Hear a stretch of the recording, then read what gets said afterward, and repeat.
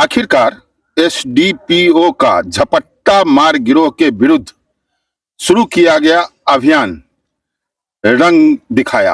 आपके लिए मैं 2 दिन पहले भी एक खबर दिया था, जब NH-57 पर एसडीपीओ 3 थाना पुलिस के साथ रात के समय तहकीकात करने निकले थे। झपट्टा मार गिरोह को पकड़ने का या उनको सचेत करने का अभियान चला रहे थे। 3 थाना की पुलिस थी, मैंने लाइव रिपोर्टिंग वो दिखाई थी। इस घटना के 48 घंटे के अंदर ही सफलता पुलिस को मिली है। इससे पहले कोई भी एसडीपीओ या पुलिस झपट्टा मार गिरोह के सदस्यों को पकड़ने के लिए कोई विशेष अभियान नहीं चलाई थी। झंझारपुर आरएसओपी में एक झपट्टा मार गिरोह रंगे हाथ पकड़े गए। पुलिस और आम लोगों की तत्परता के कारण उसके 2 सहयोगी भी गिरफ्तार किए गए। झपट्टा मार गिरोह से आतंकित होने वाले लोगों के लिए यह एक अच्छी खबर है और यह एक राहत देने वाली खबर है कि झंझारपुर के एसडीपीओ अशोक कुमार के द्वारा NH-57 और सड़कों पर शुरू किया गया विशेष झपट्टा मार गिरोह को पकड़ने का रोको टोको पूछो और जाने दो अभियान अब अपनी रंग दिखा रही है। अभी आपको मैं बता दूं कि झंझारपुर आरएसओपी के पास बीते रात लगभग 9:30 बजे एक व्यक्ति थे, लखनऊ के आ रहे थे और 3 लोग उस व्यक्ति के मुंह को ढककर उसका मोबाइल छीन के भाग गए।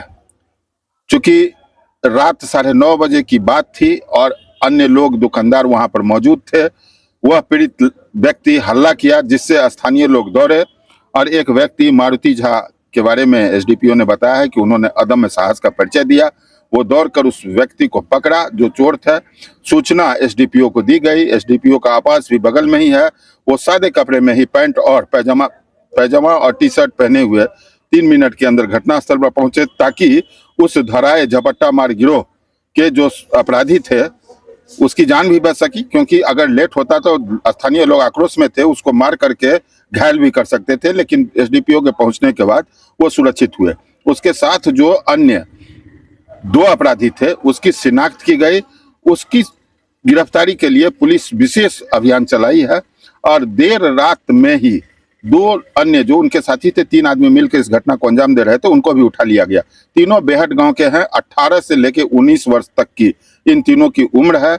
आपराधिक इतिहास खंगाला जा रहा है। इस पूरे कांड में बैकवर्ड और फॉरवर्ड लिंक को भी तलाशा जा रहा है। आखिरकार ये लड़के मोबाइल खरीद कर किस मोबाइल दुकानदार को बेचते थे उसकी भी तहकीकात की जा रही है। फिलहाल 3 व्यक्ति जो झपट्टा मार गिरोह के सदस्य हैं उनको पुलिस अपने अंडर में गिरफ्तार करके प्राथमिकी दर्ज कर न्यायिक हिरासत में भेजने की प्रक्रिया शुरू कर दी है।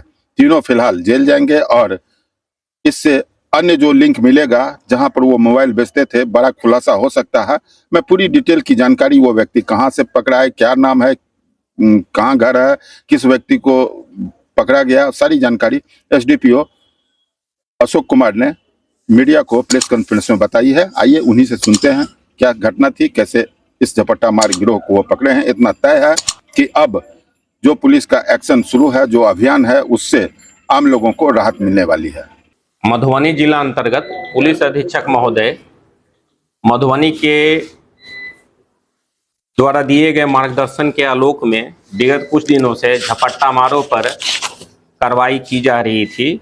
इसी क्रम में 29/12/23 को रात्रि 9:30 बजे एक सूचना प्राप्त हुई कि झंझारपुर रेलवे स्टेशन से उतरने के बाद एक व्यक्ति जिसका नाम प्रमोद कुमार है, उसका घर लखनऊ है, जब वो जाने के क्रम में बस पकड़ने के लिए कैथनिया गुमटी के पास आ रहा था तो 3 लोगों ने उसका मुंह बंद करते हुए धक्का मार करके उसका मोबाइल छीन करके भागने की कोशिश किया।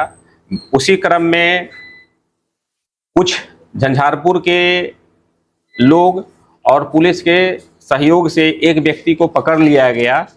इस कार्रवाई में यहाँ का झंझारपुर का एक व्यक्ति है मारुति झा ने अदम्य साहस और बहादुरी का परिचय देते हुए अविनाश कुमार को पकड़ने में महत्वपूर्ण भूमिका अदा की थी।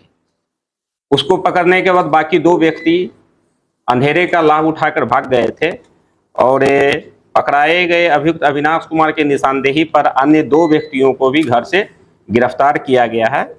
जिस व्यक्ति का झपट्टा मारकर मोबाइल लेकर भाग रहा था वो मोबाइल बरामद है, वो लावा कंपनी का सेट है।